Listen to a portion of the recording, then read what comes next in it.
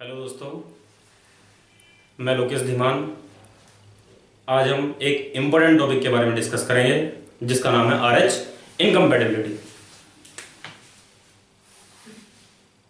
Incompatibility पढ़ने से पहले कुछ बेसिक चीज़ों के बारे में पढ़ने की कोशिश करेंगे।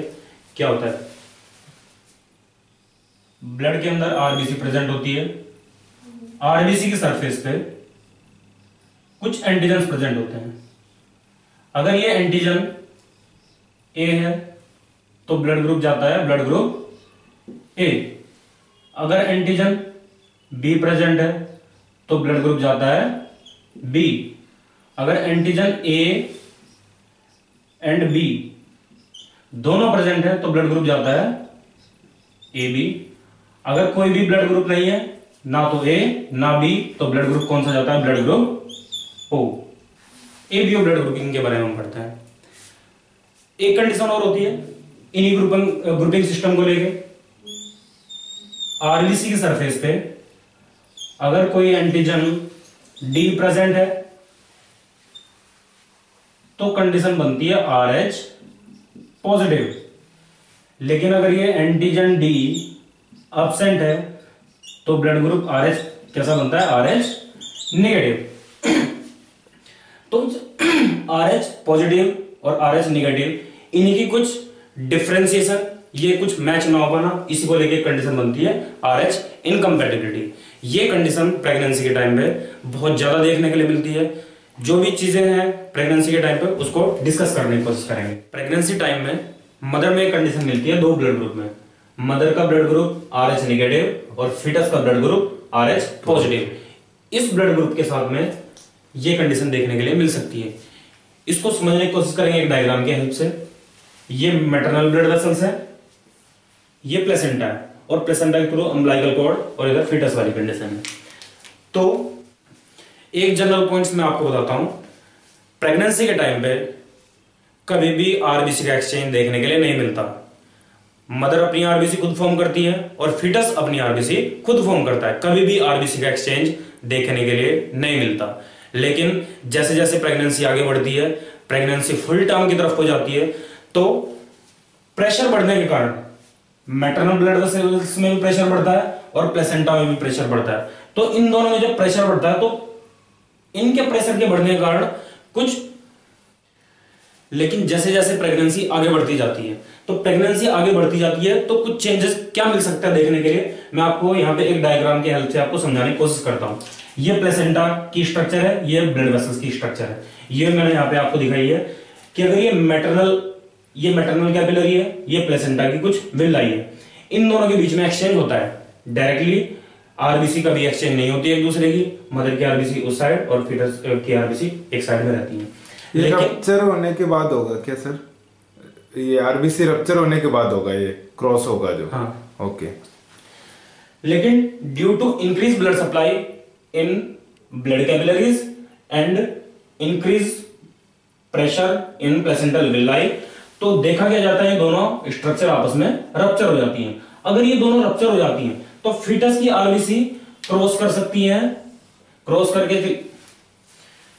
मैटरनल ब्लड में, तो फीटल की आरबीसी चली जाती है मैटरनल के पास में,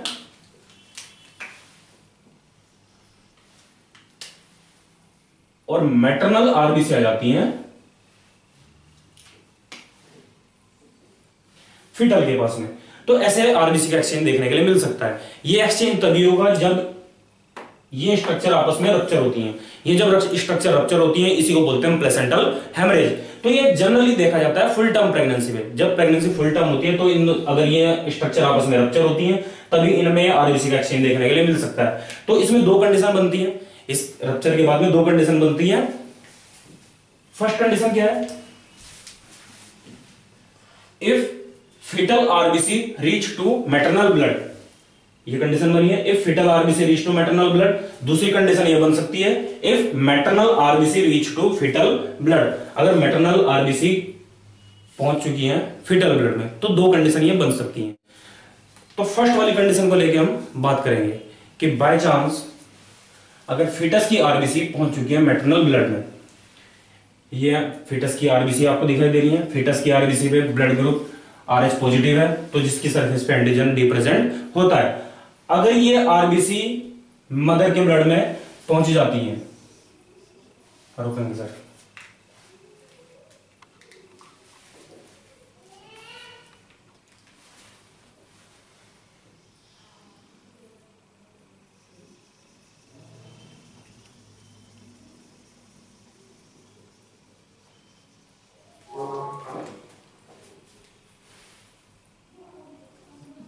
अगर ये फीटस की आरबीसी मदर के ब्लड ग्रुप में आ गई तो आरबीसी की सरफेस पे क्या प्रेजेंट था, एंटीजन डी, एंटीजन प्रेजेंट था।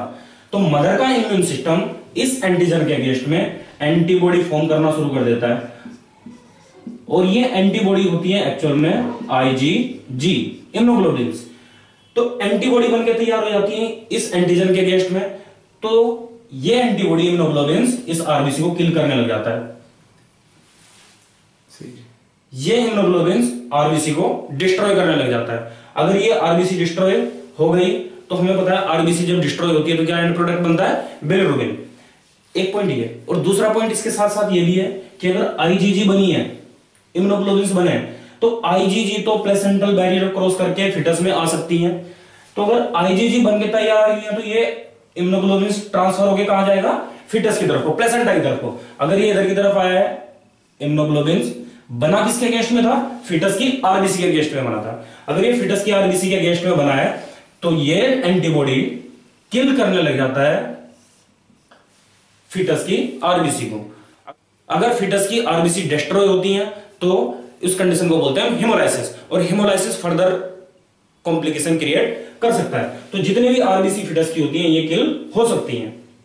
एक कंडीशन तो ये थी कि अगर फिटस की आरबीसी मैटरनल ब्लड में चली जाए, फिटस की आरबीसी की हमने एक कंडीशन पढ़ी कि ये कंडीशन हो सकती है तो आरबीसी किल हो जाएंगे। दूसरी कंडीशन क्या है, if maternal RBC reach to fetus blood. दूसरी कंडीशन ये है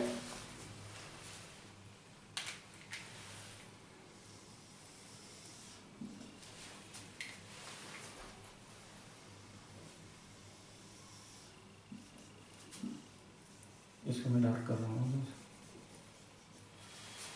अगर ये मदर की आरबीसी फीटल के ब्लड में आ जाती है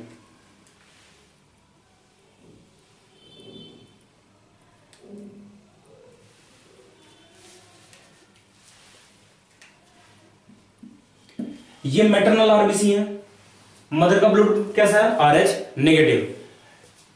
इस आरबीसी की सरफेस पे कोई भी एंटीजन प्रेजेंट नहीं है, कोई भी एंटीजन डी प्रेजेंट नहीं है। अगर इसकी सरफेस पे कोई भी एंटीजन प्रेजेंट नहीं है तो इसके अगेंस्ट में क्या इम्यून सिस्टम या फिटस का एंटीबॉडी बनके डेवलप होंगी, नहीं होंगी, क्योंकि इसकी सरफेस पे कोई एंटीजन ही प्रेजेंट नहीं है तो एंटीबॉडी फॉर्म भी नहीं होंगी। तो जो सिर्फ कंडीशन देखने के लिए मिलती है, अगर फिटस की आरबीसी मदर के ब्लड में जाती है उसी के अगेंस्ट में इम्यूनोग्लोबुलिन्स बनके तैयार होते हैं और यही इम्यूनोग्लोबुलिन्स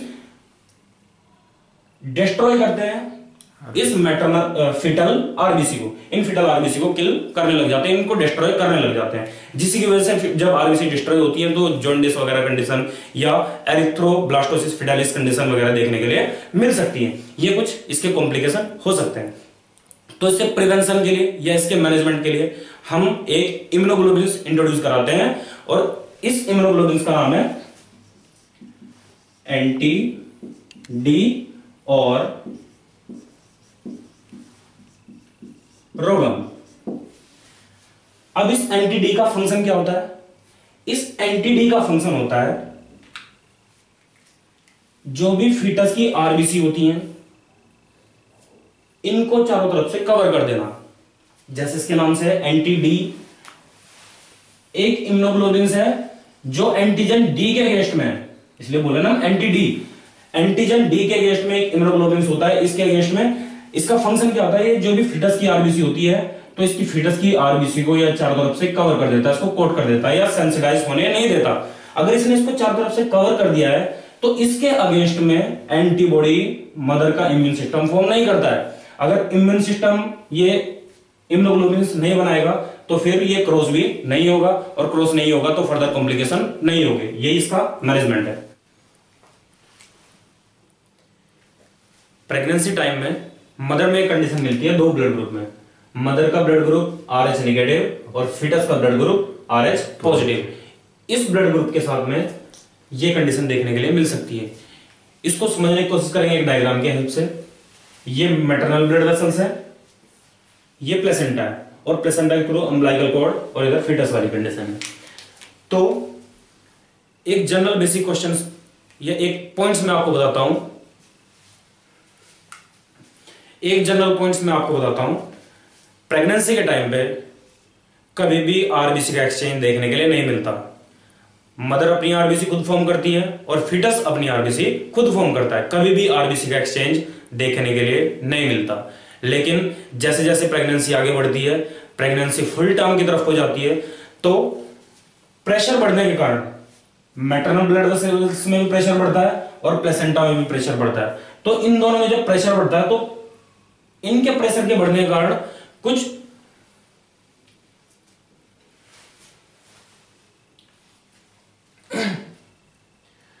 लेकिन जैसे जैसे प्रेगनेंसी आगे बढ़ती जाती है, तो प्रेगनेंसी आगे बढ़ती जाती है तो कुछ चेंजेस क्या मिल सकता है देखने के लिए मैं आपको यहां पे एक डायग्राम की हेल्प से आपको समझाने की कोशिश करता हूं। ये प्लेसेंटा की स्ट्रक्चर है, ये ब्लड वेसल्स की स्ट्रक्चर है। ये मैंने यहां पे आपको दिखाई है कि अगर ये मैटरनल कैपिलरी है, ये प्लेसेंटा की कुछ विलाई है। इन दोनों के बीच में एक्सचेंज होता है डायरेक्टली। आरबीसी का भी एक्सचेंज नहीं होती एक दूसरे की, मदर की आरबीसी उस साइड और फीटस की आरबीसी एक साइड में रहती है। ये रप्चर होने के बाद होगा क्या सर? ये आरबीसी रप्चर होने के बाद होगा, ये क्रॉस होगा जो। हाँ ओके। लेकिन due to increase blood supply in blood capillaries and increase pressure in placental villi, तो देखा क्या जाता है ये दोनों स्ट्रक्चर आपस में रप्चर हो जाती हैं। अगर ये दोनों रप्चर हो जाती हैं तो फीटस की आरबीसी क्रॉस कर सकती है, क्रॉस करके मैटरनल ब्लड में, तो फीटल की आरबीसी चली जाती है मैटरनल के पास में,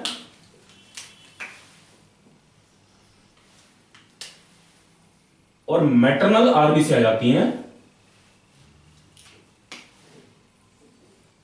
फीटल के पास में। तो ऐसे आरबीसी का एक्सचेंज देखने के लिए मिल सकता है। ये एक्सचेंज तभी होगा जब ये स्ट्रक्चर आपस में रप्चर होती हैं। ये जब स्ट्रक्चर रप्चर होती है इसी को बोलते हैं प्लेसेंटल हेमरेज। तो ये जनरली देखा जाता है फुल टर्म प्रेगनेंसी में। जब प्रेगनेंसी फुल टर्म होती है तो अगर ये स्ट्रक्चर आपस में रप्चर होती है तभी इनमें आरबीसी का एक्सचेंज देखने के लिए मिल सकता है। तो इसमें दो कंडीशन बनती है, इस रप्चर के बाद में दो कंडीशन बनती है। फर्स्ट कंडीशन क्या है? If fetal RBC reach to maternal blood, ये कंडीशन बनी है। If fetal RBC reach to maternal blood। दूसरी कंडीशन ये बन सकती है if maternal RBC reach to fetal blood। अगर maternal RBC पहुंच चुकी है fetal blood में तो दो कंडीशन ये बन सकती हैं। तो फर्स्ट वाली कंडीशन को लेके हम बात करेंगे कि बाय चांस अगर फीटस की आरबीसी पहुंच चुकी है मैटरनल ब्लड में, ये फीटस की आरबीसी आपको दिखाई दे रही है। फीटस की आरबीसी पे ब्लड ग्रुप RH पॉजिटिव है, तो जिसकी सरफेस पे एंटीजन डी प्रेजेंट होता है। अगर ये आरबीसी मदर के ब्लड में पहुंच जाती है, रुकेंगे सर,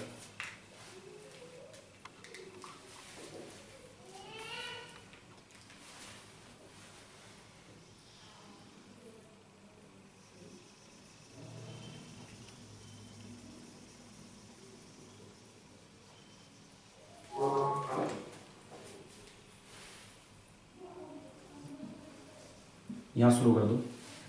आप चलते रहो, चल रहे।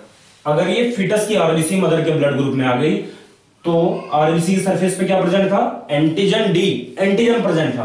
तो मदर का इम्यून सिस्टम इस एंटीजन के अगेंस्ट में एंटीबॉडी फॉर्म करना शुरू कर देता है और ये एंटीबॉडी होती है एक्चुअल में IgG, इम्यूनोग्लोबुलिन्स।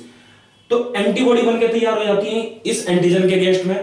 तो ये एंटीबॉडी इम्यूनोग्लोबुलिन्स इस आरबीसी को किल करने लग जाता है। ये इम्यूनोग्लोबुलिन्स आरबीसी को डिस्ट्रॉय करने लग जाता है। अगर ये आरबीसी डिस्ट्रॉय हो गई तो हमें पता है आरबीसी जब डिस्ट्रॉय होती है तो क्या एंड प्रोडक्ट बनता है? बिलिरुबिन। एक पॉइंट ये, और दूसरा पॉइंट इसके साथ साथ ये भी है कि अगर IgG बनी है, इम्यूनोग्लोबुलिन्स बने, तो IgG तो प्लेसेंटल बैरियर क्रॉस करके फिटस में आ सकती है। तो अगर IgG बन के तैयार हुई है तो ये इम्यूनोग्लोबुलिन्स ट्रांसफर होकर कहां जाएगा? फिटस की तरफ को, प्लेसेंटा की तरफ को। अगर ये इधर की तरफ आया है इम्यूनोग्लोबुलिन्स बना किसके अगेंस्ट में था? फीटस की आरबीसी के अगेंस्ट में बना था। अगर ये फीटस की आरबीसी के अगेंस्ट में बना है तो ये एंटीबॉडी किल करने लग जाता है फीटस की आरबीसी को। अगर फीटस की आरबीसी किल होती है उसे बोलते हैं हेलाइसिस। अगर फीटस की आरबीसी डिस्ट्रॉय होती है तो इस कंडीशन को बोलते हैं हेमोलाइसिस, और हेमोलाइसिस फर्दर कॉम्प्लिकेशन क्रिएट कर सकता है। तो जितने भी आरबीसी फीटस की होती हैं ये किल हो सकती हैं।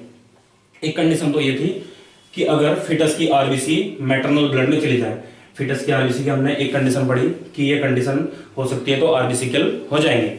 दूसरी कंडीशन क्या है? If maternal RBC reach to fetus blood, दूसरी कंडीशन ये है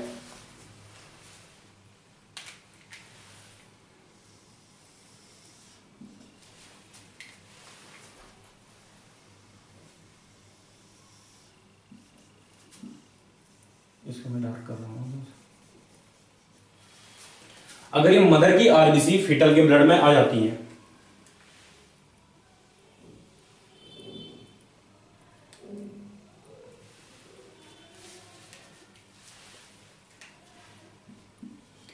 ये मैटरनल आरबीसी है, मदर का ब्लड कैसा है? RH negative. इस आरबीसी की सरफेस पे कोई भी एंटीजन प्रेजेंट नहीं है, कोई भी एंटीजन डी प्रेजेंट नहीं है। अगर इसकी सरफेस पे कोई भी एंटीजन प्रेजेंट नहीं है तो इसके अगेंस्ट में क्या इम्यून सिस्टम या फिटस का एंटीबॉडी बन के डेवलप होंगी? नहीं होंगी, क्योंकि इसकी सरफेस पे कोई एंटीजन ही प्रेजेंट नहीं है तो एंटीबॉडी फॉर्म भी नहीं होंगी। तो जो सिर्फ कंडीशन देखने के लिए मिलती है, अगर फिटस की आरबीसी मदर के ब्लड में जाती है उसी के अगेंस्ट में इम्यूनोग्लोबिन्स बन के तैयार होते हैं, और यही इम्यूनोग्लोबिन्स डिस्ट्रॉय करते हैं इस मैटरनल फीटल आरबीसी को। इन फीटल आरबीसी को किल करने लग जाते हैं, इनको डिस्ट्रॉय करने लग जाते हैं, जिसकी वजह से जब आरबीसी डिस्ट्रॉय होती है तो जॉन्डिस वगैरह कंडीशन या एरिथ्रोब्लास्टोसिस फिडालिस कंडीशन वगैरह देखने के लिए मिल सकती है। ये कुछ इसके कॉम्प्लिकेशन हो सकते हैं। तो इससे प्रिवेंशन के लिए या इसके मैनेजमेंट के लिए हम एक इम्यूनोग्लोबिन्स इंट्रोड्यूस कराते हैं, और इस इम्यूनोग्लोबिन्स का नाम है एंटी डी और रोगम। अब इस एंटी डी का फंक्शन क्या होता है? इस एंटी डी का फंक्शन होता है जो भी फीटस की आरबीसी होती हैं इनको चारों तरफ से कवर कर देना। जैसे इसके नाम से एंटी डी एक इम्यूनोग्लोबिन्स है जो एंटीजन डी के अगेंस्ट में है, इसलिए बोले ना एंटी डी। एंटीजन डी के अगेंस्ट में एक इम्यूनोग्लोबिन्स होता है, इसके अगेंस्ट में इसका फंक्शन क्या होता है? ये जो भी फिटस की आरबीसी होती है तो इसकी फिटस की आरबीसी को या चारों तरफ से कवर कर देता है, इसको कोट कर देता है या सेंसिटाइज होने नहीं देता।